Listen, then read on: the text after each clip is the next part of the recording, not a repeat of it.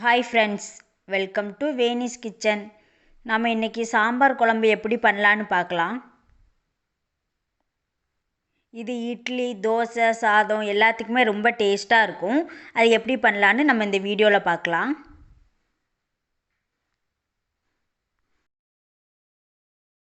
அதுக்கு ஃபர்ஸ்ட் நம்ம துவரம் பருப்பை வேக வச்சு எடுத்துக்கணும்.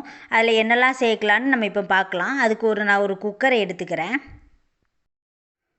ஒரு சின்ன கிண்ண அளவுக்கு துவரம்பருப்பு எடுத்து நல்லா வாஷ் பண்ணி வச்சுருக்கேன். அதை நம்ம இப்போ சேர்த்துக்கலாம். அப்புறமா ஒரு 11 சின்ன வெங்காயம் தோல் உரித்து வச்சுருக்கேன், அதையும் நம்ம சேர்த்துக்கலாம்.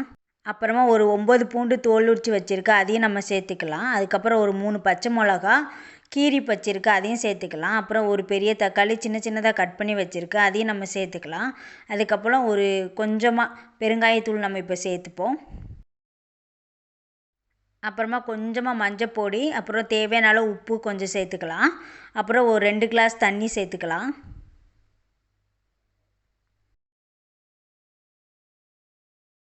அப்புறமா குக்கரை க்ளோஸ் பண்ணி வச்சுட்டு ஒரு 3 விசில் வர வரைக்கும் வெயிட் பண்ணலாம். அதுக்குள்ளே நம்ம காய்கறியெல்லாம் வேக வச்சிடலாம்.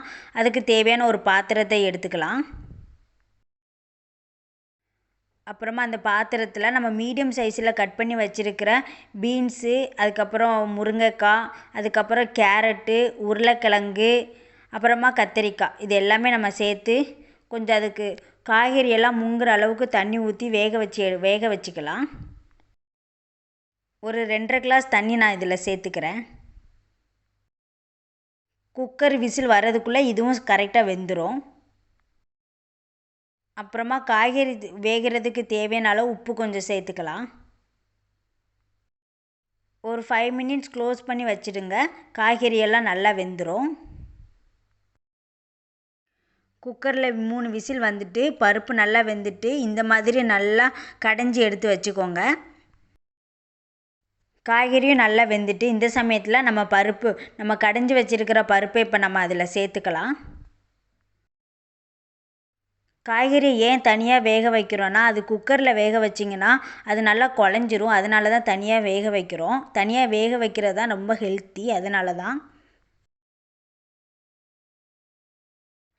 இப்போ 3 ஸ்பூன் அளவுக்கு சாம்பார் பொடி சேர்த்துக்கிறேன்.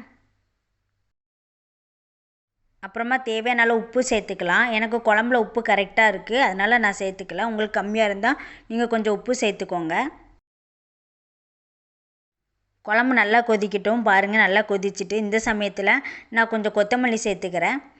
அதுக்கப்புறமா நம்ம குழம்புக்கு கடைசியாக நம்ம தாளிக்கணும். தாளிக்கிறதுக்கு தேவையான ஒரு பாத்திரத்தை அடுப்பில் வச்சுக்கலாம். பாத்திரம் சூடானதும் அதில் ஒரு 4 ஸ்பூன் எண்ணெய் சேர்த்துக்கிறேன். எண்ணெய் நல்லா சூடாயிட்டு இந்த சமயத்தில் நம்ம கொஞ்சம் கடுகு உளுந்து சேர்த்துக்கலாம். கடுகு நல்லா பொரிஞ்சதும் ஒரு பெரிய வெங்காயத்தை சின்ன சின்னதாக கட் பண்ணி வச்சுருக்கேன், அதையும் நம்ம சேர்த்துக்கலாம். அப்புறமா 2 வரமிளகா சேர்த்துக்கலாம். என்கிட்ட கருவேப்பிலை இல்லை, உங்ககிட்ட கருவேப்பிலை இருந்தால் நீங்கள் கருவேப்பிலையும் சேர்த்துக்கோங்க. நல்லா பொன்னிறமாக ஆகிற வரைக்கும் நல்லா வறுத்தெடுத்துக்கலாம். பாருங்கள், நல்லா கலராக வந்துட்டு இந்த சமயத்தில் இதை நம்ம குழம்புக்குள்ளே எடுத்து ஊற்றிக்கலாம். அவ்வளோதாங்க, குழம்பு ரெடி ஆகிட்டு இந்த சமயத்தில் நம்ம அடுப்பை ஆஃப் பண்ணிவிட்டு இறக்கி வச்சிடலாம். இந்த மாதிரி நீங்களும் உங்கள் வீட்டில் செஞ்சு பாருங்கள், நல்லா டேஸ்ட்டாக இருக்கும். இட்லி, தோசை, சாதம் எல்லாத்துக்குமே ரொம்ப டேஸ்ட்டாக இருக்கும். உங்களுக்கு இந்த வீடியோ பிடிச்சிருந்தால் லைக் பண்ணுங்கள், கமெண்ட் பண்ணுங்கள், சப்ஸ்கிரைப் பண்ணுங்கள். Bye friends.